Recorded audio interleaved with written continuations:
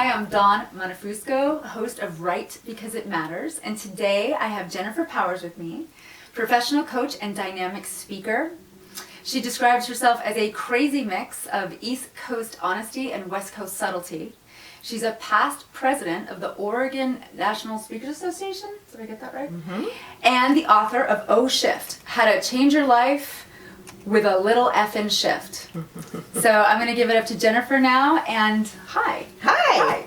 So tell me how your business helped to evolve you into a writer and helped the book come to fruition. Yeah. So I'm a coach. Mm-hmm. And one of the things I realized after coaching a few years, it was about 5 years, is that my clients were having these shifts privately with me on the phone.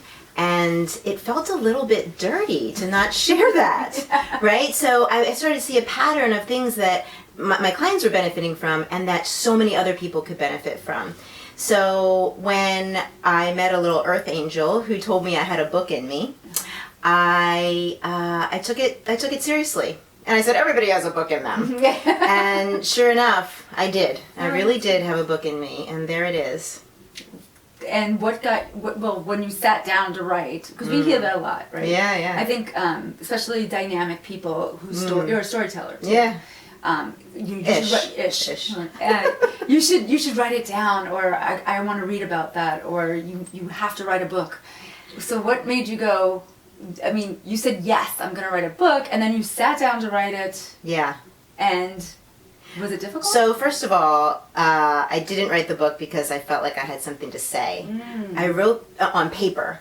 I wrote the book because... Wait a second. Yeah. I wrote the book because I was a speaker. Along with being a coach, I was a speaker. And it was at a National Speakers Association meeting that I met this man who said to me, I help people write books. And I thought, oh yeah, and he's like, you're a speaker, you need a book. And I was like, yeah, that's kind of true. So I wrote it more... In the beginning, it was a business move. It was a what do you call it? A calling card. Yeah. Because if you want to speak, having a book really sets you apart. Oh, definitely. So sure enough, I bit, and what it turned out to be was an opportunity that I never saw coming, which was an opportunity to really share my message. So it's kind of funny, Dawn, because at first I thought I was just writing the book because of. That's what I was supposed to do. And then when people started responding to it, I realized, oh shift, this is actually, this can really change lives. Yeah. So it was kind of backwards for me actually, in my experience. That's cool. Yeah. So going with the O shift, you work in common phrases that usually have the F removed. Yeah.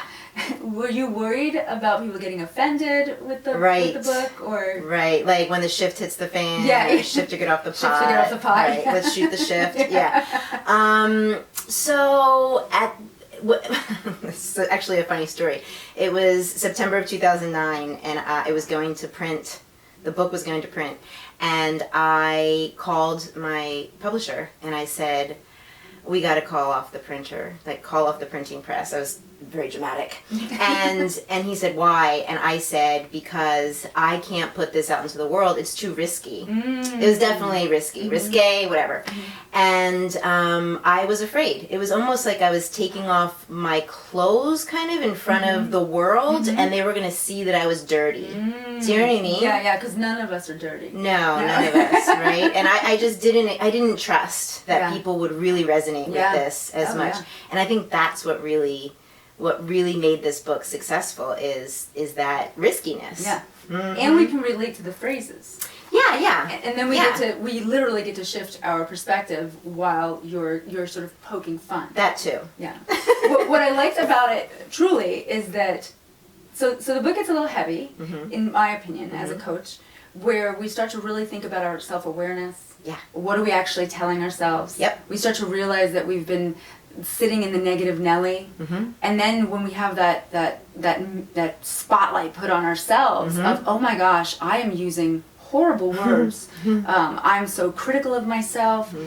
And so when I was reading that, I would go, wow, what's going on in my life? How can I shift? Yeah. Can I shift? Yeah. What if I'm one of the few that can't shift? Right. And then I would turn and see shift or get off the pot, and I would laugh. And it brought in that lightness of, Yeah. oh, I can shift. Yeah. You know, because I just did. I laughed. Nice. And then I go back into that. Yeah. But you also talk about how when we shift, we have to stretch. Because ultimately the book is about change. Yeah. And making choices to change. That's right. Not that change is going to come by itself, but in essence, we have to make that choice to change. So how did you have to stretch during the process of writing the book? Yeah, that's a good question. I think the stretch was the trust that I was talking about, really trusting that people could receive this book and not be offended. And yeah, my gosh, it's all coming back now. It's funny because the day that I made that call, I sat down and I said, okay, I think I need to put like a little preface in there. Not like the standard preface, because I don't even know what that is really. And so I just sat down and wrote a note to the reader. And it's called Fair Warning. And in that, I kind of explained myself before they could figure out an explanation for me. Yeah, nice. And that was a huge relief for me when I was able to do that and not follow any rules. It wasn't like, oh, I'm going to write a preface. Let me Google preface and figure out what that is.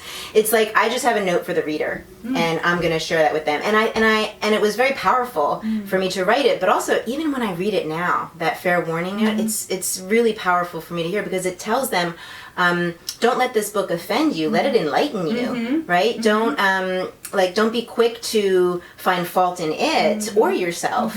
And I think that little bit, there's like a column of words made the world of a difference in my stretching. Wow. I was afraid. Yeah. I was afraid I was going to offend people. I think that's a common, not just the fear of offending, but a fear of people not getting it. You know, Yes. For writers. And then turning off to it as a result. Yeah. You know? Yeah. That's great. We don't want that. We want to turn them on. And so Oh Shift, the title, which is very interesting, when people hear it, they will either love it or they will go, not appropriate, right? And then probably the crucifix or something. Yeah. And that's just the risk you take.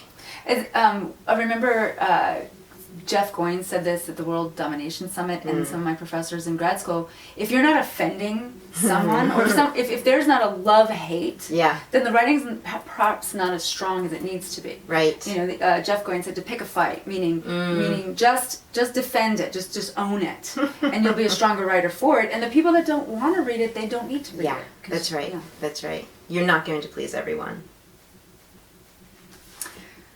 So, I'm curious. What was the inspiration for the title in terms of, did you see the title and it never wavered, or did you go back and forth? Titling is hard. Right. Writers have a hard time with titling. And did it just flow and you never wavered from that title, or did it come later on in the book? Yeah, this is another great question, because most writers will be told that you don't title the book until the end.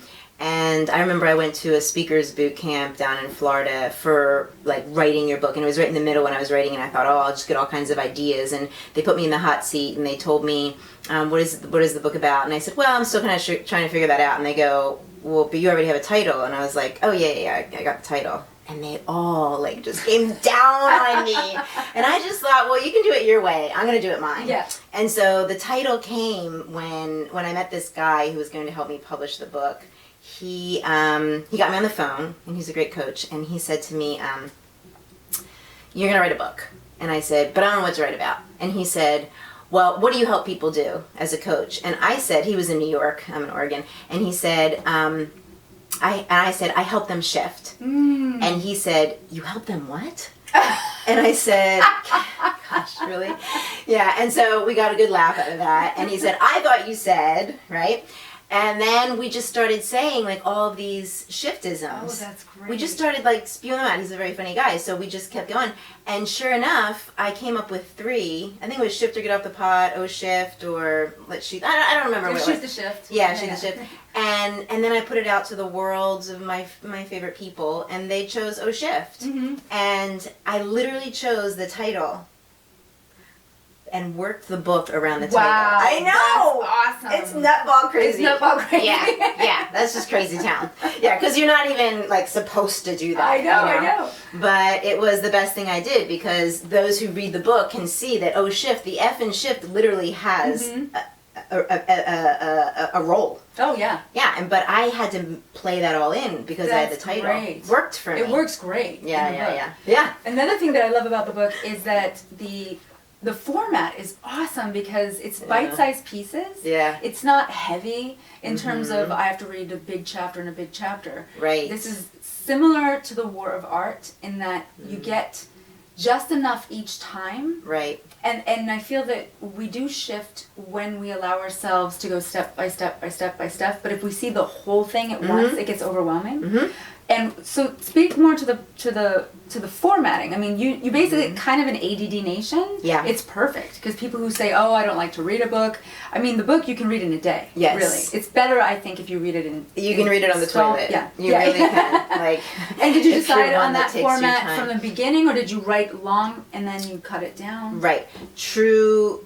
I mean, full disclosure, this was the benefit of working with someone. So I work with Kent Gustafson from Blooming Twig Books, and he was the one. He read The Prophet, and he sent me an email one day, and he said, I want you to take a look at The Prophet and think about that in terms of a layout. Nice. So I didn't really envision it until I could see it, and then when I started writing it, I write the way I speak, and so the writing made sense to lay out the way I speak. I hear too. you when I Yeah, a lot of people say when that. I see your videos and then I've read the book, I can just hear it in the cadence of how you wrote it. And why wouldn't we, right? I mean, whose book is this if not ours? And whose voice is it? I mean, great if it made it so much easier, Dawn, to write when I didn't have to. And I remember when I first started writing.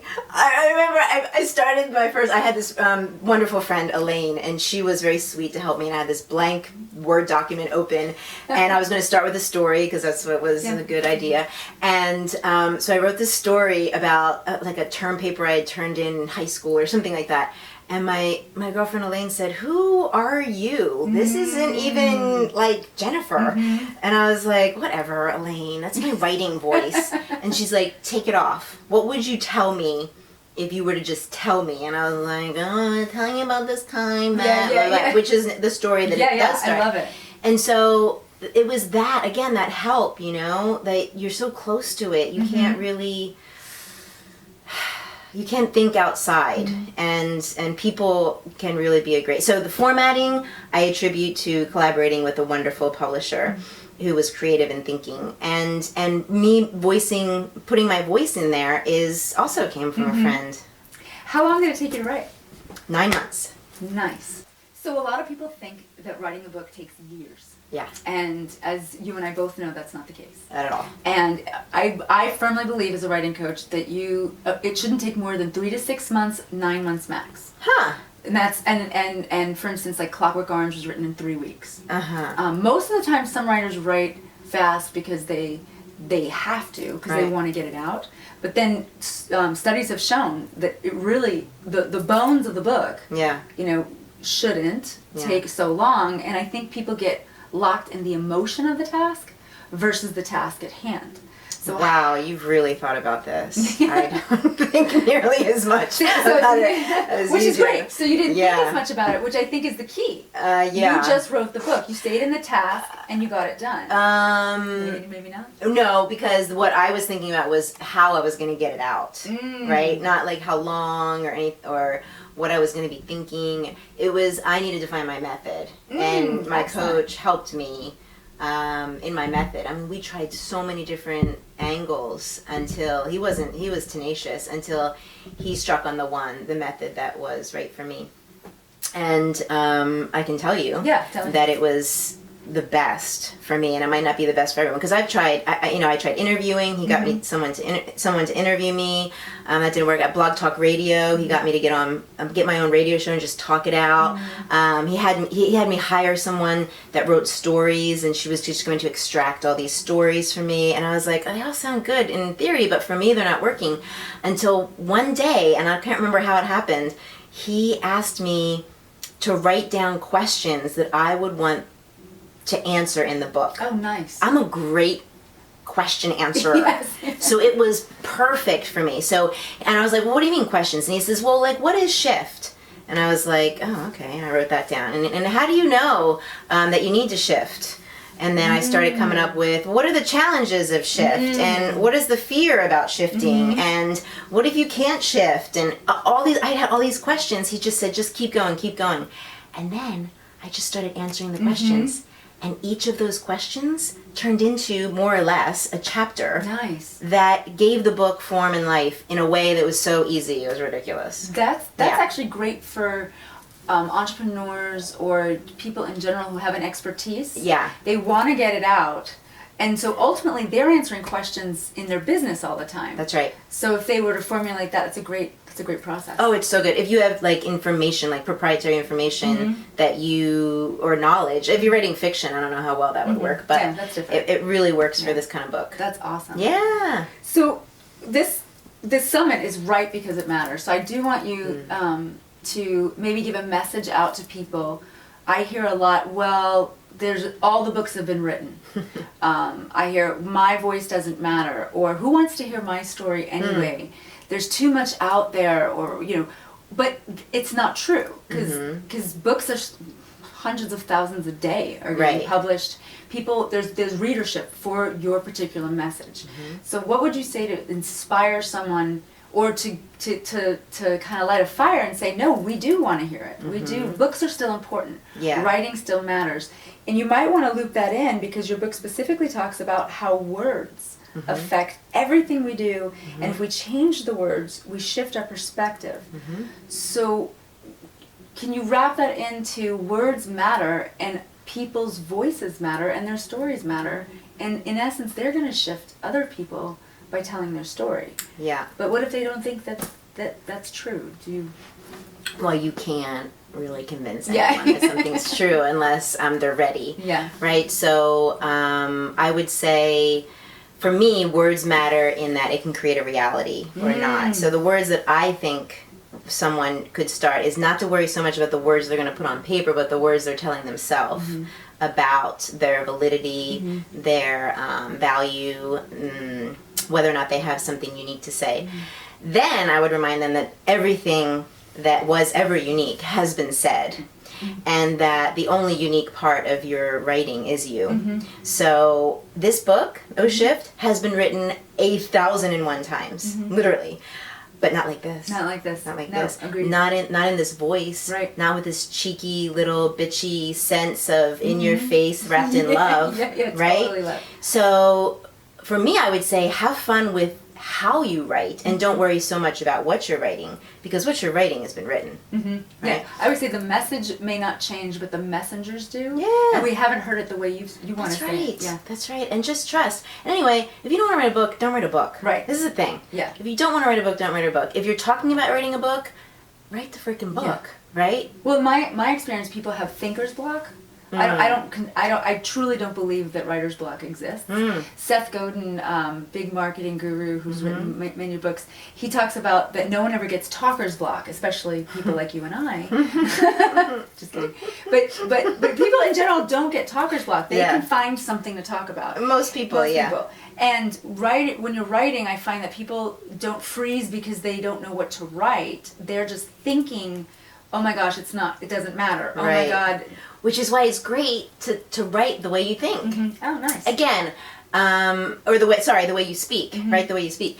And that might not be great for all genres of writing, but if it works for yours, then just speak it into a tape recorder. Conversational writing. Have it transcribed. Yeah. Oh, people love it. Conversational writing, everyone can pick up the book and read it. Yeah. They love it because it feels like they're being spoken to. Yes, yes. And speaking of which, I love that you dedicated the book to you. Yeah. To you. Ah.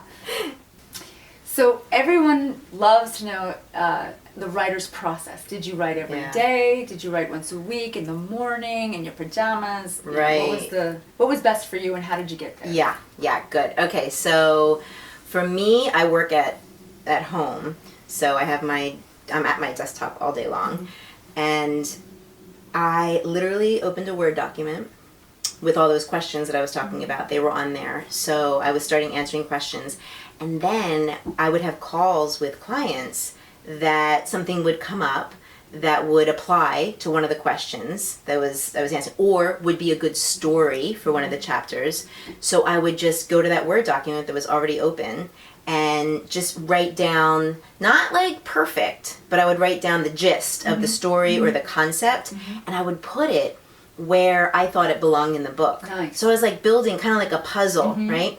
And so I kept doing this over the course of months, and not really knowing when it was done. I knew it was done when the chapters started taking place. I knew there was going to be X amount of chapters, and I knew what each chapter was going to be about. And so when I had fleshed out, when I felt like there was enough like meat in each chapter, I felt like, okay, now I can go back and now I can refine, expand all of these. So yeah, I just kept it open all the time. And you know what, Dawn? I don't even remember writing most of it. Like I read my book a lot actually, and I'm like, sometimes I'm like, where did that come from? Yeah. It was, I don't know. Yeah. It's crazy. No, I've heard other authors say that. I often hear writers in general sometimes, like there's a big meme out there, like we don't necessarily like to write every time, but we love to have written. Love to have written, you know? I love that. And then we go, wow, I wrote that? Oh my God. And that kind of keeps you going. Because you go, okay, well, I guess I should just trust, because obviously that came out better than I remembered it. Right. And then go from there. But did you actually write every day? Just curious. That's a big people. No, I didn't intentionally write every day because that is not my personality. If you told me I have to write every day, I'd be very against that whole idea. So knowing that I didn't have to write actually prompted me to write. Oh, excellent. And then for publishing. Yeah. So you're done, and a lot of people are wondering about self-publishing. Yeah. You know, it's very popular now. Publishing companies like it if you self-publish, and then they see what the reach is and then the platform. But what was your process in publishing? I was really lucky. I did this beautiful hybrid of part self-publishing in that I owned everything, and part boutique publishing. So Blooming Twig was who I published with first, and he was just brilliant in that I knew I wanted to own it. I never wanted to give up any artistic rights or any ownership. And yet he was the one that did all of the stuff that I didn't know how to do at the time, right? That's awesome. Yeah, all that. So he helped me so much that after I went to my second printing, I decided I can do this. Nice. And so I figured out the printer. I just figured it all out.